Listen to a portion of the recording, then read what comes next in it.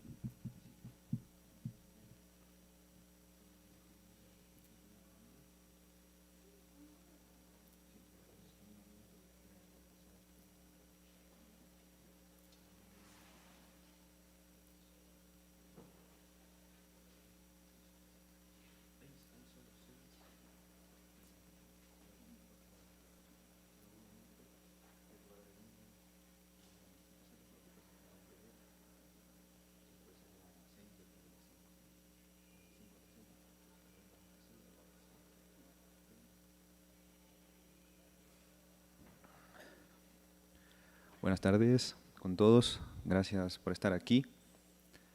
Bueno, mi colega ya me presentó, me llamo John García, yo soy ingeniero mecánico y también soy magíster en energías alternativas y sostenibilidad. Bueno, la presentación de este día correspondía a un colega, Nicolás, pues tuvo una calamidad, pero aquí estoy yo para poderles compartir esta información. Bueno, no sé quiénes de ustedes han escuchado sobre madera plástica. ¿Sí? ¿Han escuchado a alguien? ¿No? Muy bien. Bueno, realmente la madera plástica es un material que ya tiene 40 años de existir. Hace 40 años que ya fabrican. Entonces, por eso inicio esto con una pregunta, ¿no? ¿Es una nueva alternativa? Bueno, sí, podemos avanzar, ¿no? Aquí pongo un poco de historia. Básicamente la madera plástica ya, como les digo, existe hace 40 años. Normalmente se trabaja con el poliestileno, con el poliestireno, el polivinilo. Tenemos una amplia gama de polímeros entre plásticos de diferentes tipos, diferentes densidades, diferentes características, ¿no? Normalmente, pues estos plásticos los encontramos ahorita en situaciones de postconsumo o situaciones de postconsumo industrial, que es donde básicamente pues tenemos estos millones de toneladas de plástico, ¿no?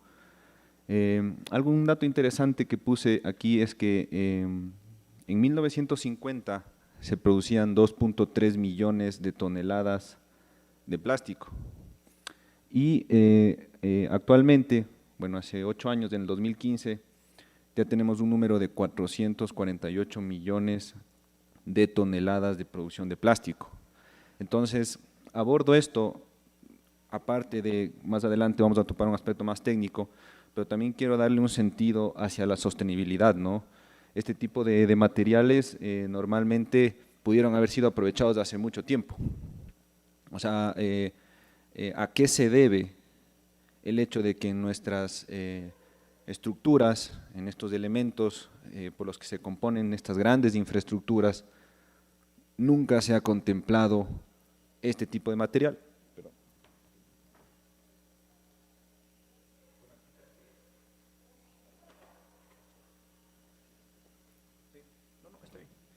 Ah, ya, sí. Creo que está bien ya. Gracias, amigo. Okay, muchas gracias.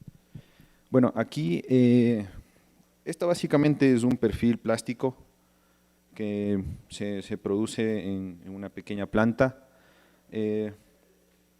¿Esto por qué no está contemplado en una infraestructura?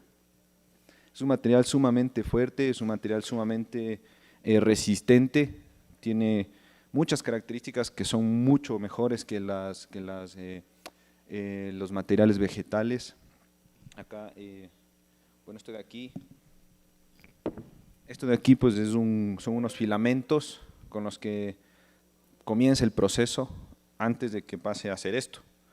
Entonces, pues el punto de esto es por qué no se han aprovechado estos materiales, ¿no? Desde el punto de sostenibilidad. ¿Qué tenemos aquí? Ya, bueno, aquí pues las ventajas del material, ya les digo, este material no se va a destruir en 20, en 30 años como una madera o como una casita de madera que puede ser. Esta tabla de aquí seguramente va a vivir más que todos los que estamos en este auditorio. Entonces eso es lo que es increíble, ¿no?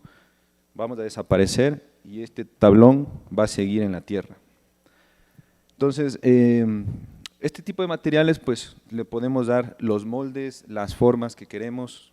Es increíble la cantidad de moldeado que se le puede dar. Es un material que resta la transferencia de calor, eso también es algo interesante, sobre todo en auditorios, en lugares donde queremos lugares frescos, queremos una infraestructura más fresca, pues es interesante poder tener esto entre las paredes, no sé, entre los techos, entonces eso también es un muy buen punto de uso. Pueden ser también acústicos, ¿sí? Aislantes acústicos. Es un material de muy baja capilaridad, es decir, no absorbe humedad, entonces eso también hace que este sea un mega material, es un material indestructible y abunda en la tierra y no se aprovecha. Entonces, vuelvo al concepto sostenibilidad, básicamente atrás, ¿quién sabe qué es lo que existe atrás de todo este tema de los materiales y por qué no aprovechamos esto de mejor forma? Ahí en la imagen un bloque, una viga, ya ven también esos acabados de porosidad que pueden llegar a tener. Eso podría ser la problemática técnica, ¿no?, que ya vamos a abordar más adelante, en cuanto a cómo se funde y cómo pues este material tiene que trabajarse, ¿no? Ya, bueno, el reprocesamiento de plástico básicamente es eso, es un diagrama de flujo entre el producto final y lo que es el inicio del proceso, ¿no? Entonces, comenzamos con un reciclaje, comenzamos con un acopio de todos estos materiales de diferentes tipos, en los que se realiza una clasificación. Ahí tenemos el postconsumo industrial y el postconsumo que hacemos en las casas o en nuestros hogares, ¿no? Entonces ahí se clasifican en estos 7 principales tipos de plásticos. Ahí creo que puedes pasarte a avanzar. Ahí. Ya, aquí tenemos las familias de los plásticos. 7 tipos de plásticos con diferentes características y tremendamente existentes y abundantes aquí en la Tierra, ¿no? Entonces, cuando ustedes tengan una botella en sus manos, ¿sí?, ustedes pueden fijarse en ese numerito que está 1, 2, 3, hasta el 7, y van a poder definir qué tipo de plástico es.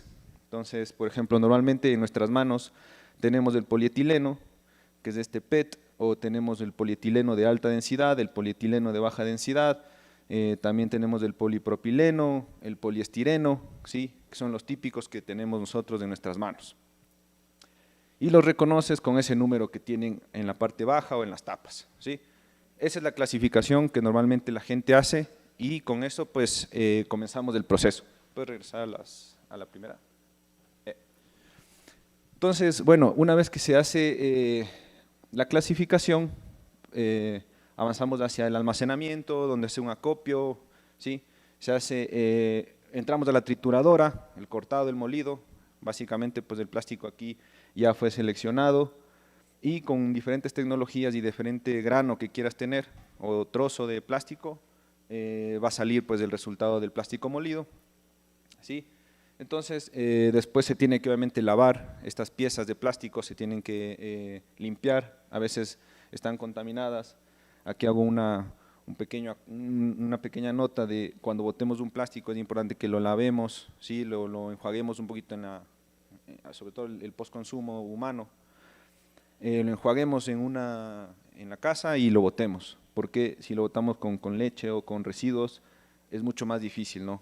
Eso va a ser complejo, va a ser más costoso el proceso.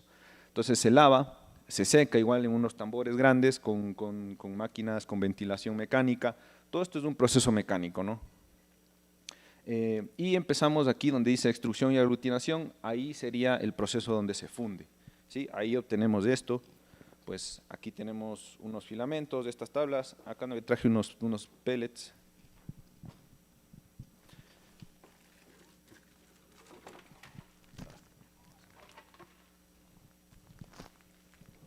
Bueno, esto de aquí básicamente sale de plástico reciclado, son pellets, son como unas pepitas, y esto pues es un filamento igual.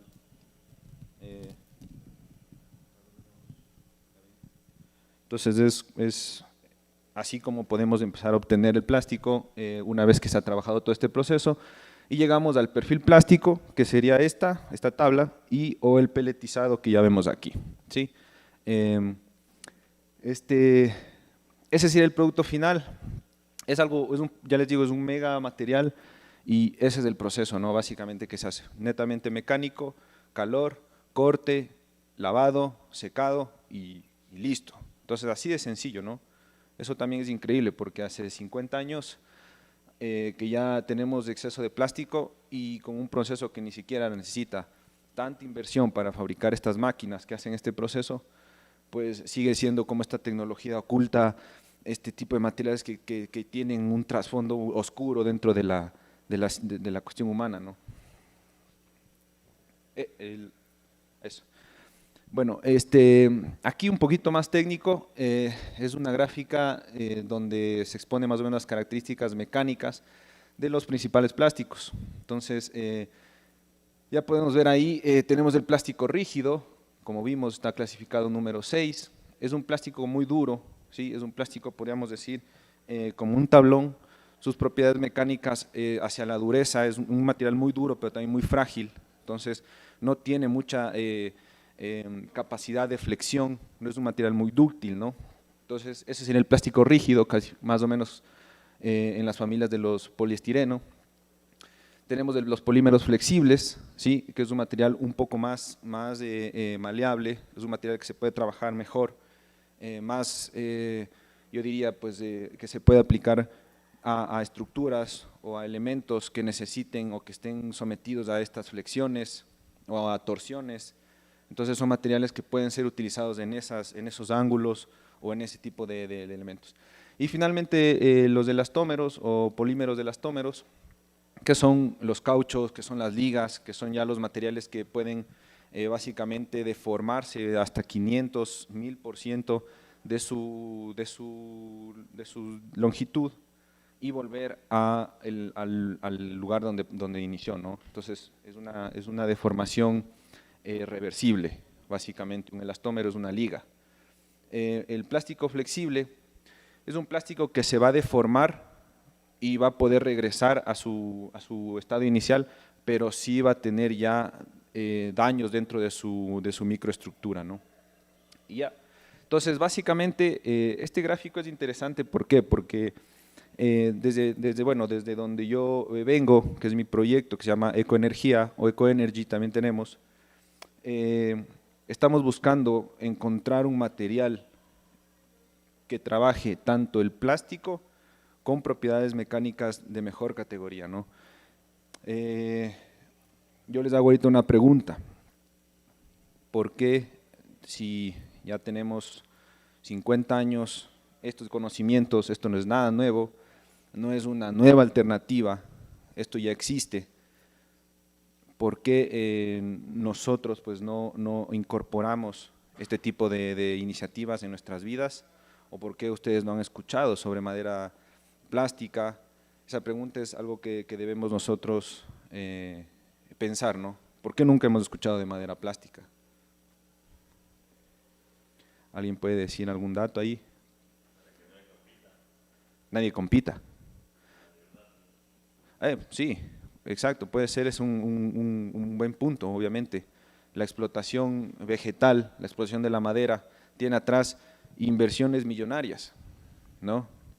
Entonces es lógico pues que la inversión también en la infraestructura para producirte una botella PET también es millonaria. Entonces aquí lo que vengo yo a exponer es un material tremendamente poderoso, indestructible, que no es nada nuevo, pero que ha sido ignorado, definitivamente aquí a la comunidad de arquitectos y a todas las personas que entiendan más pues, sobre estos aspectos, es importante que tomen en cuenta estas iniciativas, que tomen en cuenta estos materiales para poder construir, ¿no? Con esto se puede hacer puentes, con esto se puede hacer absolutamente todo lo que podamos imaginar. Es interesante también la exposición de la compañera anterior, me parece una exposición súper interesante. Yo pienso que el tema de los hongos definitivamente tiene mucho alcance y bueno, pues, ¿por qué no pensar un poco este link? Porque sería bacán poder trabajar el plástico y los hongos, ¿no? Es una cuestión interesante, que tal vez puede ser alimento de ellos, ¿no? Ojalá que sí. Y bueno, eso sería todo. No sé si tengo una más. Ahí. Ya. Bueno, un poco para hacerlo un poquito más gráfico. Ese es el proceso básicamente de cómo se fabrican estos pellets. Y ahí lo tienen, ¿no? Tenemos la clasificación, cómo se muele, cómo se lava.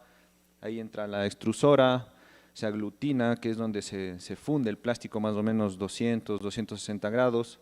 Y al final, pues donde está esa parte de la granulación, son unas cuchillas que van cortando y bueno, sale aquí esto. Ese pellet pueden fundirlo y hacer nuevas botellas, con ese pellet pueden hacer nuevas tapas, pueden hacer lo que quieran con esos pellets, ¿no? Igual, incluso esta tabla de aquí, que ya fue trabajada, la pueden volver a fundir y pueden hacer lo que quieran. O sea, el plástico tiene esa ventaja, ¿no? Y bueno, considero que no hay que abusar de ello. Si podemos evitar el plástico, mejor. Si podemos andar con cosas que sean ecoamigables, mejor. Ropa, alimento, ¿sí? Evitar un poco la carne y en fin. Aquí vengo a dar un mensaje más que a exponer algo que ya se sabe hace 40 años y que sería genial que lo trabajemos internamente. Entonces, desde mi parte ha sido un gusto, les agradezco por escucharme y buena suerte a todos.